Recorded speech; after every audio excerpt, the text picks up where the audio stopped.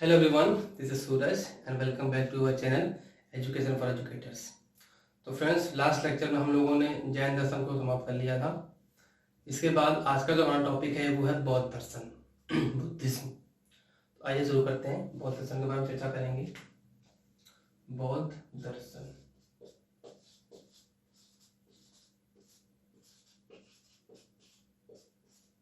बौद्ध दर्शन दर्शन समझने से पहले सबसे पहले हम बौद्ध धर्म के बारे में चर्चा कर लेते हैं कि बौद्ध धर्म कहाँ से आया, किसने इसकी उत्पत्ति करी, कहाँ से कैसे क्या। ठीक है, तो बौद्ध धर्म जो था उसकी उत्पत्ति किसने की थी? गौतम बुद्ध जी ने।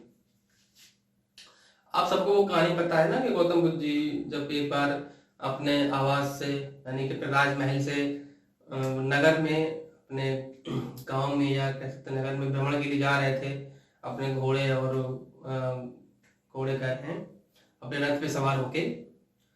तो उन्होंने एक बूढ़े व्यक्ति को देखा था, एक बीमार व्यक्ति को देखा था और एक मरे हुए व्यक्ति को देखा था, है ना। तो उनके मन में कुछ दुखी भाव उत्पन्न हुए इस भाव की सत्य को जानने के लिए कि ये सब कैसे हो रहा है, क्या चीजें हैं संसार में।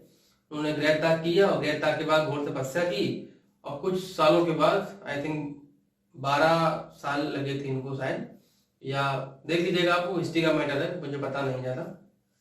तो तपस्या करने के बाद उनको ज्ञान की प्राप्ति हुई, है ना।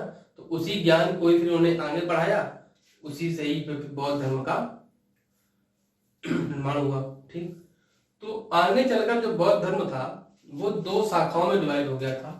एक था हीनयान, एक था आपका महायान। हीनयान और महायान, ठीक है। ये जो हीनयान थे, ये कह सकते हैं कि गौतम बुद्ध जी के जाने के बाद से ये जो धर्म था ना वो अब दर्शन में बदल गया। ठीक, अब वो विचारधारा बदल गया, 2 विचारधाराएं बन गई, एक हीनयान, दूसरी महायान। जो हीनयान थे उनका मानना था कि उनको, जो गौतम बुद्ध थे उनको एक एज अ पर्सन ही मानते थे, कि एक एज अ व्यक्ति हैं, और जो उन्होंने शिक्षाएं दी उन शिक्षाओं को ही ये मानते थे। ठीक, यानी कि ये गौतम बुद्ध की शिक्षा को ही मानते, जो उन्होंने उपदेश दिए उन उपदेशों को ही ये मानते थे। कौन? हीनयान। महायान जो थे वो इतना काम तो महायानी भी करते थे, यानी कि उनके उपदेशों को तो मानते ही थे, सब कुछ माना उन्होंने, लेकिन एक्स्ट्रा उन्होंने क्या किया, उन्होंने गौतम बुद्ध को एज अ भगवान की उपाधि दी थी। क्या किया उन्होंने? हीनयान उनको एज अ एक पर्सन मानते थे, एक व्यक्ति मानते थे। उस व्यक्ति के द्वारा जो भी संसार में जो भी ज्ञान दिया गया, जो भी उपदेश दिए गए, उन उपदेशों को ही ये फॉलो करते थे। ठीक, महायानी क्या थे, उनको एज अ भगवान का एक अवतारी बोल सकते हैं, या एज अ भगवान ही उनको उन्होंने मान लिया था। भक्ति यानी कि उन्होंने भक्ति पर बल दिया, शिक्षा पर तो बल दिया ही दिया। महायानी क्या कहते थे? भक्ति पर। अब भक्ति करने के उन्होंने मूर्ति पूजा पर भी बल दिया। तो महायानी जो थे वो मूर्ति पूजा करते थे। मूर्ति पूजा यानी कि गौतम बुद्ध को मूर्तियां बनाकर उनकी पूजा करते थे महायानी। तो ये थे हमारे 2 दर्शन, 2 धर्म, एक हीनयान एक महायान। तो हीनयान थे वो उनके एज अ पर्सन मानते थे, और जो महायानी थे वो उनको शिक्षा के साथ साथ उनकी पूजा मूर्ति स्वरूप करते थे, जबकि ये मूर्ति पूजा के विरोधी थे और ये मूर्ति पूजा के समर्थक थे। ठीक है, अब हमको समझना है क्या? दर्शन। एक मिनट रुकिएगा।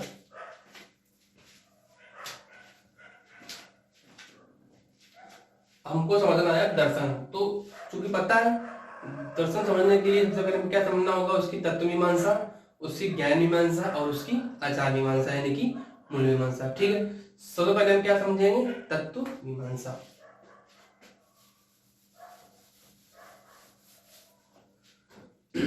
तत्व मीमांसा, इसकी तत्व मीमांसा आपको थोड़ा सा समझना पड़ेगा, थोड़ा सा जोड़ देना पड़ेगा, तब समझ में आएगी इसकी तत्व मीमांसा। क्योंकि जो बौद्ध दर्शन है इसमें किसी एक का काम नहीं है। गौतम बुद्ध ने इस जो संसार है इसकी उत्पत्ति में ना तो किसी भौतिक चीजों को महत्व दिया है और ना ही किसी आध्यात्मिक चीजों को महत्व दिया है। इन्होंने किसी वस्तु की, किसी दो वस्तुओं की या किसी दो कह सकते हैं का परिणाम बताया है। मतलब जो गौतम बुद्ध हैं उन्होंने ना ही भौतिक चीजों को स्वीकार किया, भौतिक चीजें मतलब जो हमको दिख रही चीजें यानी कि जो रोजमर्रा की चीजें हैं वो उनको, और जो आध्यात्मिक है, आध्यात्मिक जो सेंस भगवान वाली यानी कि जो धर्म है उन सब की चीजों के बारे में इन्होंने कोई भी बात नहीं करी, ना इसकी बात करी ना इसकी बात करी, ना इन दोनों की बात। इन्होंने इन दोनों का कुछ परिणाम बताया है कि ये जो प्रकृति हमको दिख रही है ये किसी दो चीजों का परिणाम है। उस परिणाम का जो इन्होंने मार्ग बताया वो बताया है मध्यम मार्ग, मध्यम मार्ग। ठीक, गौतम बुद्ध ने क्या बताया कि इसकी जो उत्पत्ति है ना तो भौतिक चीजों से हुई है ना ही आध्यात्मिक चीजों से हुई है, बल्कि इन दोनों के परिणाम से हुई है। वो परिणाम क्या था? कोई तीसरा ही परिणाम था, वो था आपका मध्यम मार्ग। ठीक है, ओके। तो इसमें तत्व मीमांसा, गौतम बुद्ध तत्व मीमांसा के बारे में कुछ बताया ही नहीं है, लेकिन जो इस दर्शन को जो मानने वाले लोग हैं उन्होंने इस तत्व मीमांसा अपने अकॉर्डिंग अलग अलग चीजों को माना है। जैसे कि आपको पता है कि दो लोग थे, एक थे हीनयान, एक थे महायान। ठीक, एक थे आपके जो हीनयान को मानते थे, एक थे आपके जो महायान विचारधारा के थे। तो जो हीनयानी थे उसमें दो लोग थे, उसमें दो विचारधाराएं थी, दो प्रकार के कह सकते हैं कि समुदाय कह सकते हैं। एक थे सौत्रांतिक, इसका नाम था सौत्रांतिक, सौत्रांतिक, और दूसरे थे वैभाषिक, दूसरे थे वैभाषिक। ठीक, हीनयान में देखो बौद्ध दर्शन में दो विचारधाराएं थी, एक हीनयानी एक महायान। हीनयान में भी दो लोग थे, एक थे सैद्धांतिक एक थे वैभाषिक। ये जो सैद्धांतिक थे ना ये हर चीज को अनुमान के द्वारा मानते थे, मतलब परोक्ष की बात करते थे, जो नहीं है उस पर अनुमान लगाते थे। ठीक, और जो वैभाषिक थे वो इंद्रिय प्रत्यक्ष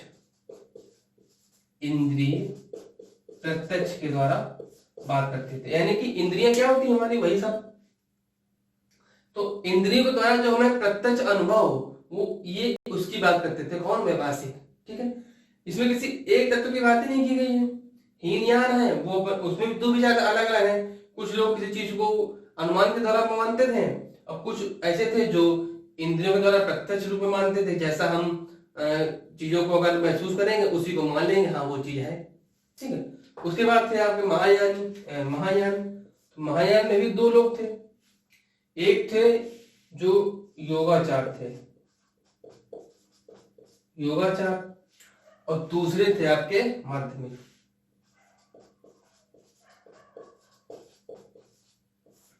ये जो योगाचार थे ये विज्ञान पर बल देते थे, इन्होंने विज्ञान पर बल दिया, यानी कि साइंस पर। साइंस का मतलब क्या? तर्क वितर्क पर बल दिया। इन्होंने कोई चीज देखी तो उस पर तर्क वितर्क करेंगे, अगर वो प्रमाणित हो जाएगी तभी उसको ये लोग स्वीकार करेंगे। ये इनकी विचारधारा थी। जो माध्यमिक थे उनका यही मानना था कि इस वस्तु की संसार में कोई आत्मा परमात्मा के नाम की चीज नहीं है, कोई परम तत्व है ही नहीं। एक ऐसा चीज विद्यमान है जिसकी हम कल्पना भी नहीं कर सकते। भगवान को नहीं माना इन्होंने, लेकिन किसी ऐसी शक्ति को उन्होंने माना है कि जो शक्ति विद्यमान तो है लेकिन उसको हम प्रत्यक्ष रूप से देख नहीं सकते, ना ही उसको हम महसूस कर सकते हैं। उस शक्ति को उन्होंने कह दिया कि भैया ये कुछ नहीं है, ये सब शून्य है, ये सब शून्य है, तो इसको नाम दे दिया गया शून्यवाद। ठीक, यानी कि ना कोई अध्यात्म है ना कोई प्रकृति, जो भी है सब शून्य है। एक परम सत्ता है, परम तत्व की बात की है, लेकिन उस तत्व की भगवान की बात नहीं की है। कुछ ऐसा है जो मौजूद है, प्रकृति में मौजूद तो है लेकिन उसको हम ना ही देख सकते हैं, ना ही उसके बारे में सुन सकते हैं, ना ही उसके बारे में हम चर्चा कर सकते हैं। ऐसा कुछ था, तो उस चीज को उन्होंने नाम दे दिया क्या? शून्यवाद। तो ये थी इसकी तर्क मीमांसा, तर्क मीमांसा। यानी कि दो लोग थे, हीन यानी महायान। तो हीन यानी में दो पैदा हुए, एक सैद्धांतिक विचारधारा, एक आपकी वैभाषिक। सैद्धांतिक जो थे वो हर चीज को अनुमान लगाते थे, वैभाषिक जो थे वो हर चीज को प्रत्यक्ष रूप से सोचते थे कि हमको अगर ऐसा महसूस होगा तो इसका मतलब वो चीज है। महायानी में दो, एक योगाचार, एक माध्यमिक। योगाचार जो थे वो विज्ञान पर बंधे थे। विज्ञान मतलब क्या? एक्सपेरिमेंट पर, यानी कि तर्क पर। जो माध्यमिक उनका माना था कोई परम तत्व है लेकिन वो भगवान नहीं है, उस वक्त उन्होंने क्या बोल दिया? शून्यवाद। ठीक, इसके बाद हम बात करते हैं ज्ञान मीमांसा की। ज्ञान मीमांसा में कुछ नहीं है, ज्ञान मीमांसा। ज्ञान मीमांसा की बात करते हैं। ज्ञान मीमांसा में पहले हम इस समझेंगे मूल्य मीमांसा, क्योंकि इसका ज्ञान जो है इसके मूल्यों पर ही है। अगर हम मूल्य हमने सीख लिए तो हम इसी ज्ञान मीमांसा को भी समझ जाएंगे। ठीक है, तो इससे पहले हम समझते हैं इसकी मूल्य मीमांसा। इन्होंने क्या बताया मूल्य मीमांसा में, आइए वो समझते हैं। थर्ड पॉइंट क्या था हमारा? मूल्य मीमांसा। मूल्य एवं आचार मीमांसा। मूल्य एवं आचार मीमांसा। ठीक, अब मूल्य क्या होते हैं भाई? एथिक्स होते हैं आपके, है ना, आपकी कुछ वैल्यूज होती हैं। तो क्या हुआ कि जब गौतम बुद्ध जब अपने राजमहल से जब नगर में भ्रमण कर रहे थे तो उन्होंने एक बूढ़े व्यक्ति को देखा, है ना, उन्होंने एक मृत व्यक्ति को देखा और एक बीमार व्यक्ति को भी देखा। तो उनके मन में ये इच्छा पैदा हुई, इससे पहले उन्हें किसी को देखा ही नहीं था। उनके सामने हमेशा राजमहल में सब अच्छा ही अच्छा था, उन्होंने कभी तकलीफें देखी नहीं थी, नहीं झेली थी। अब जाहिर सी बात राजकुमार थे, तकलीफ नहीं देखने को मिलेगी, नहीं झेलने को मिलेगी। तो जब पहली बार उन्होंने किसी ऐसे को देखा जो बेचारा जो चारपाई पे लेटा है, बीमार है, जो एकदम बूढ़ा हो चुका है, लाठी के सहारे चल रहा है, और जो एक मर गया वो उसको अर्थी लेके जा रहे थे लोग, जब उन्होंने इन सबको देखा तो उनके मन में कह सकते हैं उनके मन में दुखी हुआ। ठीक, अब उस दुख का कारण जानने के लिए कि संसार में ये सब चीजें कैसे हैं, कोई बूढ़ा क्यों होता है, कोई मरता क्यों है, कोई बीमार क्यों होता है, इन सब चीजों के बारे, इन सब चीजों का ज्ञान प्राप्त करने के लिए उन्होंने अपना गृह तय किया, अपनी बीवी बच्चे सबको छोड़ के चले गए वे तपस्या करने, और तपस्या करने के बाद उनको ज्ञान की प्राप्ति हुई। ठीक, उस ज्ञान की प्राप्ति के बाद इन्होंने कुछ अपने मूल्य दिए, कुछ अपनी विचारधारा दी, कुछ अपने विचार व्यक्त किए। उन विचारों को हम बोलते, उन्होंने आर्य सत्य दिए, यानी कि आर्य सत्य दिए थे, वो थे आपके 4। यानी कि उन्होंने जब ज्ञान प्राप्त हो गया तब 4 आर्य सत्य बताए। 4 यानी ये 4 है, 4 यानी कि 4 आर्य सत्य। पहला इन्होंने बताया दुख, पहला आर्य सत्य बताया दुख। दूसरा बताया इन्होंने, पहला बताया दुख, दूसरा बताया दुख समुदाय, दुख समुदाय। तीसरा बताया उन्होंने दुख निरोध, दुख निरोध अथवा निर्माण, दुख निरोध अथवा निर्माण। और चौथा इन्होंने बताया, अब ये सब समझेंगे क्या करके, दुख निरोध अथवा निर्माण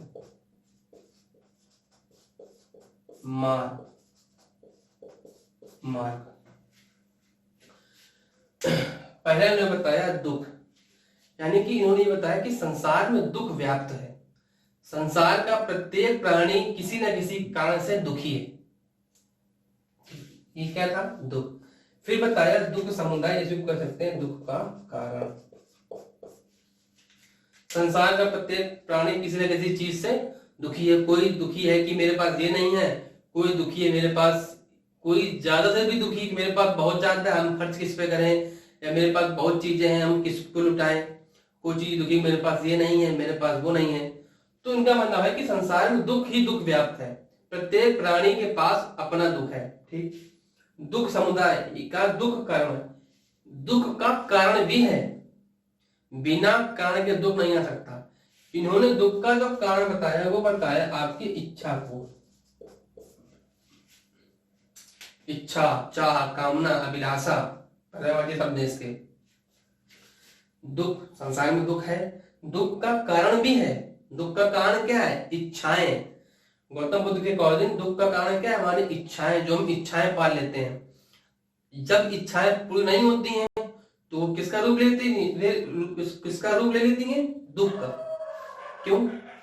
आपकी इच्छाएं हैं कि हमको हवाई जहाज से यात्रा करनी है, अब आपके पास पैसा नहीं है, आप यात्रा नहीं कर पाए, तो आप दुखी हो गए, आप उदास हो, आप सोच रहे हो कि कब हम हवाई जहाज से यात्रा करेंगे, कब मेरे पास पैसा आएगा। आपकी इच्छा है कार से चलने की, आपके पास पैसा नहीं है। इच्छा आपकी कार चलने की है, आपके पास पैसा नहीं, तो आप दुखी हैं, कब हम कार से चलेंगे, कब हमारे पास पैसा है, कब हम करेंगे। तो दुख का कारण क्या है? ये इच्छा ही है। हम इच्छाएं ऐसी पाल लेते हैं, जब वो इच्छा पूरी नहीं हो पाती तो वही दुख का कारण बन जाती है। ठीक है, तो हमें इच्छा ज्यादा नहीं पालनी है। ठीक, दुख निरोध अथवा निर्वाण। निर्वाण मतलब क्या है भाई? निर्वाण मतलब क्या होता है? मोक्ष की प्राप्ति करना, यानी कि दुख की समाप्ति करना। निर्वाण मतलब क्या? दुख खत्म करना। भाई ज्ञान प्राप्त करने को बोलते हैं निर्वाण। निर्वाण मतलब क्या? मोक्ष आ जाएगा। मोक्ष कब आ जाएगा? जब आप दुख की प्राप्ति कर लोगे। तो जब दुख खत्म हो जाएगा तो उसी को क्या बोल देते हैं हम? निर्वाण। अच्छा, दुख निरोध अथवा निर्माण मार्ग, दुख खत्म करने के मार्ग भी हैं। ठीक, वो मार्ग कौन कौन से हैं वो भी इन्होंने बताए हैं। तो उन्होंने 4 अर्थ दिए। पहला, दुख, संसार में दुख व्याप्त है। दूसरा, दुख का कारण क्या है? इच्छा है। तीसरा, दुख को खत्म भी किया जा सकता है, और दुख को खत्म करने का मार्ग भी है। तो इन्होंने फिर दुख खत्म करने के 8 मार्ग बताए। दुख को खत्म करने के 8 मार्ग बताए। इन मार्गों को हम बोल देते हैं अष्टांगिक मार्ग। आइए समझते हैं वे अष्टांगिक मार्ग क्या है। अष्टांगिक मार्ग,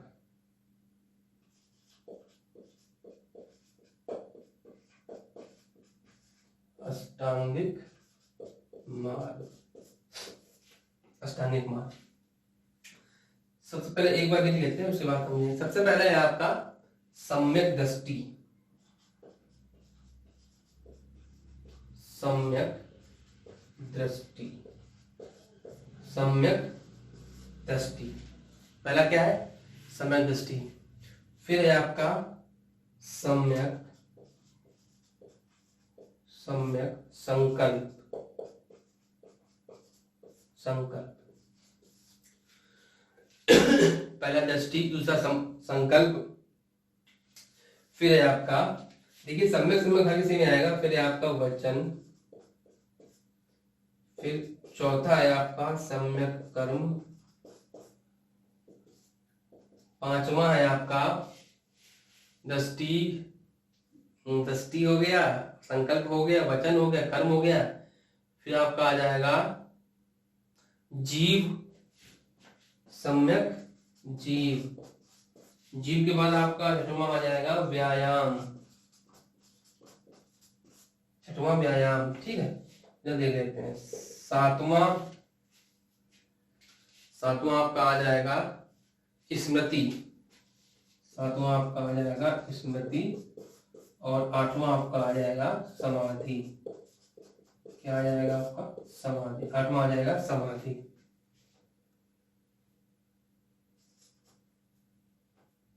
समाधि। ठीक, सम्यक हर किसी में लगा हुआ। सम्यक दृष्टि, सम्यक संकल्प, सम्यक वचन, सम्यक कर्म, सम्यक जीव, सम्यक व्यायाम और सम्यक स्मृति और सम्यक समाधि। आइए ये समझते हैं। सबसे पहले बात करते हैं सम्यक दृष्टि की। तो ये दृष्टि से मतलब है कि हमको अच्छा ही देखना है, हमको दृष्टि अपनी अच्छी रखनी है। जब हम देखने का नजरिया अपना अच्छा रखेंगे तो हमको दुख की प्राप्ति नहीं होगी। किसी चीज को हम अच्छे तरीके से देखेंगे, ठीक है, तो हमको दुख की प्राप्ति नहीं होगी। फिर संकल्प। जब हम अपनी दृष्टि अच्छी कर लेंगे, दृष्टि से मतलब क्या, अपना ज्ञान हम अच्छा कर लेंगे, सही सत्य ज्ञान की तरफ हम जब देखेंगे, उसी को बोलते हैं दृष्टि।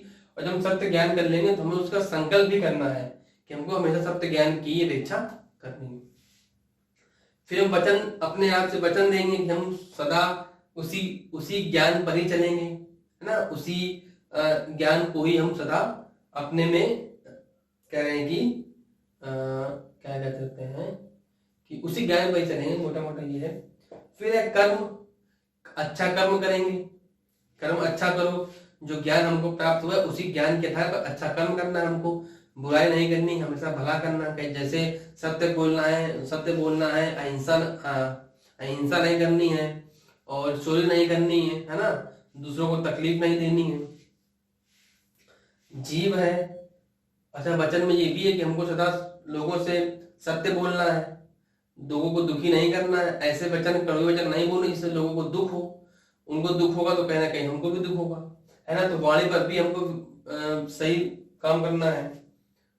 कर्म तो है ही, कर्म तो अच्छा करना ही है आपको। फिर आपका जीव पर भी आपको दया करनी है, आप भी ऐसा जीव हो, है ना, जीवों को तकलीफ नहीं देनी है आपको, जीव हत्या करना नहीं करना, आपको पाप लगेगा, सब चीजें हैं। व्यायाम, आपको शरीर स्वस्थ रखना है, आपका शरीर स्वस्थ रहेगा, आपका मन स्वस्थ रहेगा तो दुख होएगा ही नहीं भाई। कोई पीड़ा क्यों होती, क्योंकि आपका शरीर मन नहीं है या आपका मन स्वस्थ नहीं है। तभी आप लोग, जब आप नहीं स्वस्थ होंगे दूसरों को भी क्या स्वस्थ कर पाएंगे। उसके बाद स्मृति, जो भी हमने अच्छी चीजें जो भी हमने सीखी हैं, जो भी हमने यहाँ पर ज्ञान प्राप्त किया था, उस ज्ञान को हमको स्मृति में अपने बरकरार रखना है, यानी कि बचा कर रखना है, स्टोर रखना है स्मृति में अच्छी चीजों को, ठीक। उसके बाद समाधि, जब ये 7 चीजें आप कर लोगे ना, तब आप समाधि के लायक हो जाओगे। समाधि का मतलब है कि आपको दुख से छुटकारा मिल जाएगा, यानी कि आप निर्वाण की प्राप्ति कर लोगे। तो ये था हमारा अष्टांगिक मार्ग, ये था हमारा पूरा का पूरा हमारा बौद्ध दर्शन, ठीक है। तो तत्व मीमांसा समझ गए होंगे आप, इसमें कोई तत्व की बात की नहीं थी। 2 विचारधाराएं थी, एक हीनयान एक महायान, दोनों ने अपने अलग अलग विचार रखे। उसके बाद आचार मीमांसा क्या होगी कि मूल मीमांसा क्या है आपका, इन्होंने 4 जब ज्ञान की प्राप्ति हो गई, उन्होंने 4 आर्य सत्य बताए, है ना। दुख है, दुख का कारण है, और दुख को आप समाप्त कर सकते हो। उन समाप्त करने के लिए रास्ते भी हैं। वो रास्ते कौन कौन से हैं? वो रास्ते ये हैं कि आपकी दृष्टि अच्छी होनी चाहिए, आपका ज्ञान अच्छा होना चाहिए। दृष्टि मतलब देखने से नहीं है, आपके ज्ञान से, कि ज्ञान आपका अच्छा होना चाहिए। जब ज्ञान अच्छा होगा तब आप उसी ज्ञान को आप संकल्प लेकर उसी ज्ञान की तरफ बढ़ोगे आगे। वचन आपका अच्छा होना चाहिए, वाणी आपकी अच्छी होनी चाहिए, दूसरों से आपको पता मृदु भाषा का प्रयोग करना चाहिए, ना, कठोर कोमल नहीं बनना चाहिए। कर्म आपको अच्छे करने चाहिए, जीवों पर दया करनी चाहिए, और व्यायाम शारीरिक मानसिक दोनों तरह के व्यायाम आपको करना चाहिए। स्मृति क्या, अच्छी चीजों को आपको हमेशा अपने माइंड में स्टोर करके रखनी है ना। जब आप ये सब 7 चीजें कर लोगे तब आप निर्वाण की प्राप्ति कर सकते हो, यानी कि तब आपको दुखों से छुटकारा। समाधि का मतलब है कि आपको दुखों से छुटकारा सारा मिल चुका है। तो ये था हमारा आज का लेक्चर बौद्ध दर्शन। आई होप आपको अच्छा लगा होगा। Thanks for watching.